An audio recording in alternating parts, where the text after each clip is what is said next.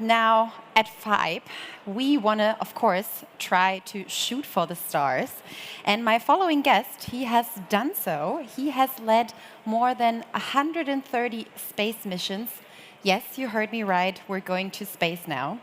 For 6 years, he was the head of NASA's science missions. He presided over some of the agency's biggest successes in the exploration of the solar system.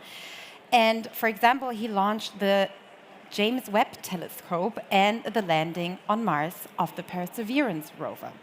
Previously, he was a professor of space science and aerospace engineering at the University of Michigan, and he was a member of the International Academy of Astronautics. And if that isn't enough already, he is now leading the ETH University in Zurich, which is well renowned for its business and founders program. So, talking about a higher, better, and faster mentality, who could be a better fit for this interview than Dr. Thomas Zurbuchen? Please give a warm welcome for him.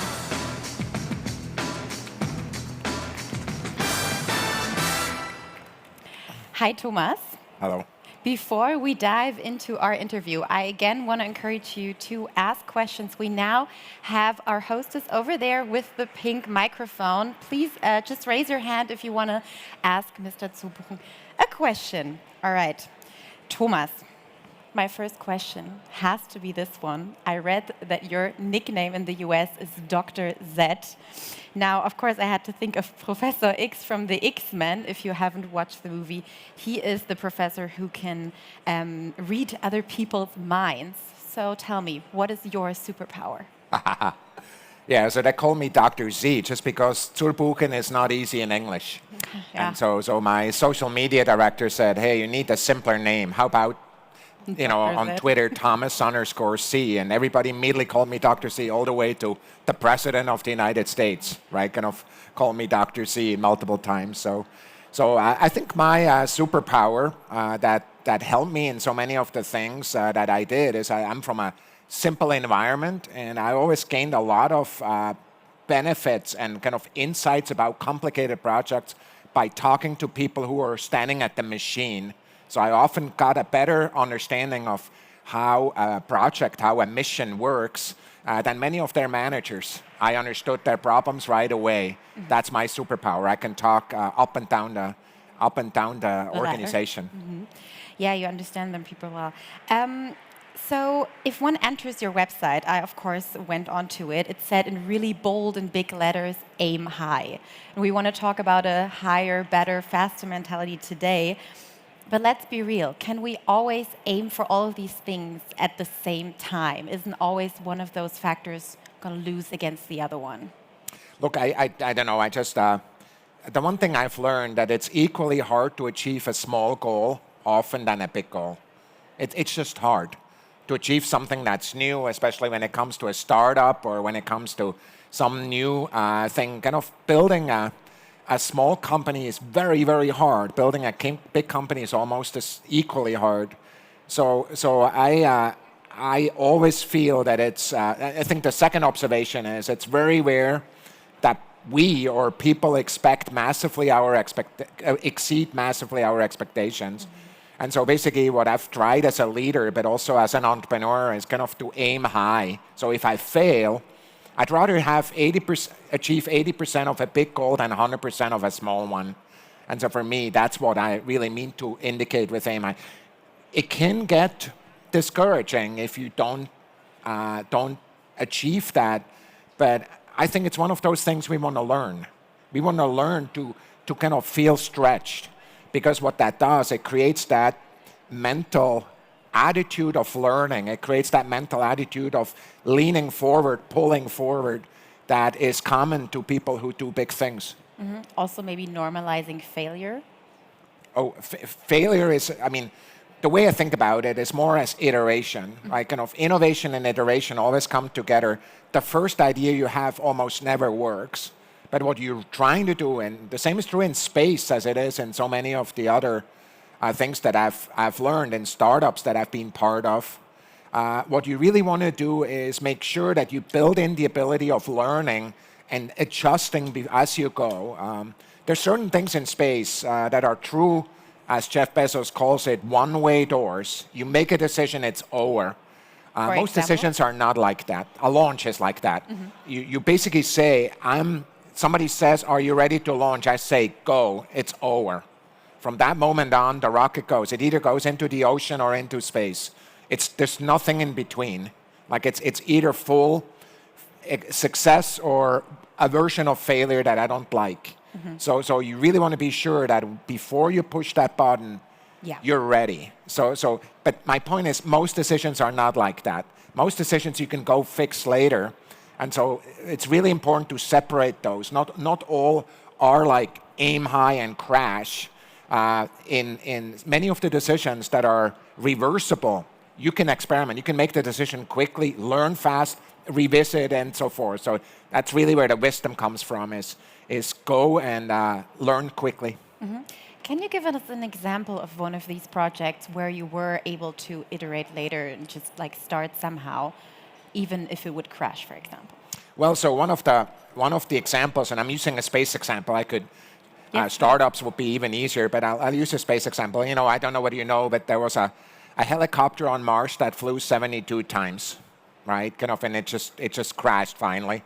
It was designed to fly 5 times. So kind of the story of that was I walked into my new job at NASA, and the head of NASA basically told me, kill that helicopter. There was an idea. It's like, stop talking about this. It's useless. Kill it. That's your first job.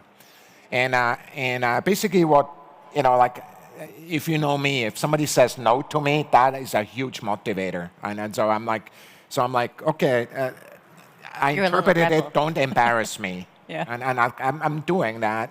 And so what I did is, frankly, I met with the team, and the team initially, you know, had a huge problem, both technically but also mentally. They were, frankly, what they told me at the beginning was just bullshit. Like they were exaggerating how good their experience was. And if there's anything I know, is if you do really hard things, you have to be absolutely honest with yourself what's hard, because you cannot solve problems you don't know are there.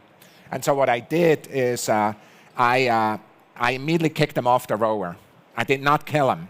I basically kicked him off the rower and said, you have to earn your way on. And here's the conditions. Absolute transparency. I gave him a cost cap. I created a simpler field. And so basically we started an iterative process in which we basically just went, and eventually we learned that we could fly in a vacuum chamber with a cable that took enough weight off, so it was like Mars. And then and we learned that it was the risk to the rover, which is much, much more expensive, was small as compared to what it was at the beginning. So we put it on. And when we were on Mars, I remember the first time, so it was really high. I told everybody it's high risk, it may not work.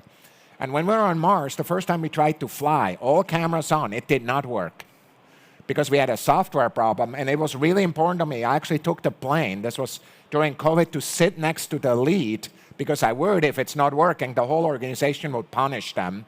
So what I did, I stood up, took a microphone, interviewed her, and basically said, tell me what's going on. Okay, you have a software problem. Well, have you ever noticed there's a helicopter on Mars? It hasn't flown yet, but nobody ever got that far. Good luck, do it, let me know how it turns out. So for me, it's like the iteration at the beginning was there, but then also protecting them from the kind of the NASA machine, the international press machine that wanted to call it a failure, which of course it was. It then flew. So it makes a good story. It flew 72 times instead of 5, which is what we thought we could. As you already said in this example, for example, it's really important to navigate those risks, right? That is also paramount in the fintech industry, which we are also here to talk about. How do you see the parallels between the fintech industry and, the space industry? So what's really happening in space right now is that a lot of things that big players used to do are being taken over by small players that are a lot more agile, and even though they don't have all the in-depth kind of experience that the big players do, they're faster and they're moving around hurdles faster and they're taking over. That is what's also happening in fintech. You know, kind of a lot of when we used to talk about a bank, we used to think of a building. with like doors and well-dressed people, and there's a line there, and there's a certain process to it. I think of a bank today, and in part because of the amazing innovators who are here, it's a very different experience. The same is true with insurance. The same is true with how you do certain kind of transact certain kind of checks. Like if you, for example, you own a building, you want to see who are the renters that are there. How do you bring that information together and make decisions? And so for me, it's that agility, that the courage to take on the big player, which both have in common, and that's why I'm attracted to it. Mm-hmm. What are the current challenges in this industry that you see, maybe also alongside your students at ETH Zurich? So one of the things, and remember, I just came to the US, from the US to Switzerland, something like 6 months ago. So I'm still learning a lot. So kind of, I'm frankly, I'd like to ask you Was it a what the challenges are. Yeah, it's like, the first 2 nights I went to try to get food at 10 p.m. and everything was closed. Oh, yeah. Mm-hmm. So I wonder what happened the second night. Why didn't I learn it on night 1, right? So I don't do that anymore. I can tell you that won't happen in Berlin. You can find yes, food I here should at move any to time. Berlin. Yeah, Zurich is more, anyway, closes things.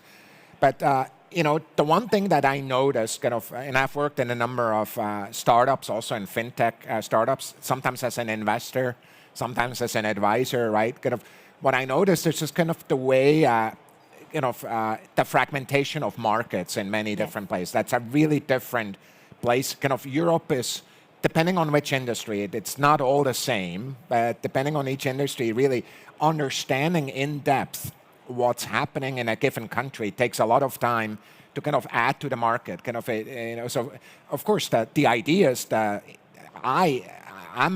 the innovators, the entrepreneurs, that I immediately connect with them. They're the same. They're not different. I just really, I don't believe that kind of ideas come from one particular area in the world. Or, I think talent is equally distributed. And so the question just really is, how do we make sure these companies grow? But also, where's the money that gives them the nutrients, the water for these kind of new companies to grow? So it's these ecosystems certainly that I worry about in Zurich in part. Where the money is? Because I think that's where everyone's looking right now. What's really interesting, there's a lot of money, right? Kind of, there's a lot of money in many of the areas. Like, let's talk about Zurich. You make a circle of like 20 kilometers around Zurich. That's a lot of money. It would be hard to make a circle that has more money in it anywhere on earth. Perhaps in New York City you get similar things, but most, the question is, how do we put that money to work and really making sure that, of course, what generated that money are entrepreneurs, innovators in the past. It's not, that's where the legacy is of that money, and often inherited by the next generation. But like, how do we find back to that core of these people that came up with these amazing companies that are there? By the way, there's a lot of positive. I'm just saying, for me, that's still a limiter. I think it's just sometimes the density in Switzerland is not high enough, in a sense that people kind of, I think one important quantity is in Berlin, London, there's kind of centers like this. The question is, how long do you have to walk straight until you hit somebody that can help you? Right? In the Bay Area, in the US, the answer may be 20 yards, 50 yards until you hit somebody. And kind of when I built the entrepreneurial ecosystem in Michigan, I created high density, pull people together. So in certain areas, that's the same. So everybody went there. And I think that deliberate focus sometimes, I think, could create even more opportunity than it is. But many things are positive. I really enjoy what I see. Yeah, you mentioned the Michigan Center for Entrepreneurship that you built in Michigan. It's the largest entrepreneurship program at American universities, right? What was your approach in building this business center, and what if you compare it to the university at Zurich now? Like, what can they maybe learn from each other? So I just had this discussion this morning, and and I was talking about the fact that I would like students to be more foolish than they are, where I'm seeing. But what I mean with foolish is not stupid. Don't do stupid things, but more, dare more, because the university time is the best time to do experiments, because many people still live with their parents, so you're not wiped out. You're not destroying your family. Like there, kind of learn, get that muscle memory, even of failing. So when I did the Entrepreneurship Center at Michigan, and you know, when I started there, the reason for that, frankly, was that we had 15% unemployment in that region because of the failing automotive. 50%. 15%. Oh, 15. And the university, I was in the biggest university in the whole state, and the question is, what are universities doing for the economy? And the answer was not much. And many of the students were really interested in it. So what I did, tunnel vision first, is focus on students. Because ultimately, I think talent is what attracts the rest. I want great ideas, teams that really are committed to pushing forward. I want these ideas to grow. It's easy to move money. It's very much harder to develop talent. Right. And so what I did is I did that, frankly, one of the things I did is started an idea competition called 1,000 Pitches. So within a month, we collected 1,000 ideas, and it was super hard. At the beginning, everybody says we don't have an idea, and then, of course, it was just a marketing ploy because I had 2,000 addresses. Then I advertised like, hey, if you have an idea, here's what you do next, then next, then next. And some of the, I mean, we could talk about names that you may know that came through this program, right? And then, you know, it started taking like a wave, took the whole university. But I'm a strong believer that students have more power than often they know. And then the professors come along. But like many people want to build programs top down. I don't. I think you build them bottoms up because that's where the energy is. Mm-hmm. I want to give the audience the possibility to ask a question again because we have around 2 minutes left. If not, I'll have a lot more. But okay, it doesn't seem to be the case. If so, you can also use the chat. So obviously, in dealing with this higher, better, faster mentality, it can sometimes become unsustainable or like crucial to your health. So you look very healthy. So what is your philosophy? How do you deal with this constant pressure of innovating? Do you have any techniques personally that you can share? Look, I'm a strong believer in habits. And I learned that later in my life. I would have achieved more if I learned it earlier. Like, for example, I work out every day. Yesterday I ran. The first time I could go running was at 8 p.m. That's what I did. I went running my, 5-6 kilometers yesterday at 8 p.m. So I do those things, and what I do, how I rest, matters to me, to my health. So I'm a strong believer. And also with entrepreneurs, many entrepreneurs I've met, from the people you know in the news, from Elon Musk, Jeff Bezos, all these people, all the way to startup people, people who focus on their health also and kind of carve out time are the ones that in the long run are successful. Entrepreneurship is a marathon, it's not a sprint. And so learning how to build those habits and kind of sustainably do so. Also check in with your body. I log everything. For the last 10 years, everything I've eaten, everything, every health, whatever the scale set this morning, everything is in my file. I log everything. So for me, it's those kind of habits. By the way, that doesn't mean that everybody should do that. For me, that works. For you, that works, yeah. Just so I guess listening to your body and your mind, of course, and doing what's good for you. That is a nice outlook and an end for a conversation. Thank you very much. So if you do have any more questions for Thomas Zurbuchen, you can meet him now. There's a meet and greet with him at the Späti. So thank you very much. Thank you. Really appreciate it. I'll see you later. Sounds good. Thank you.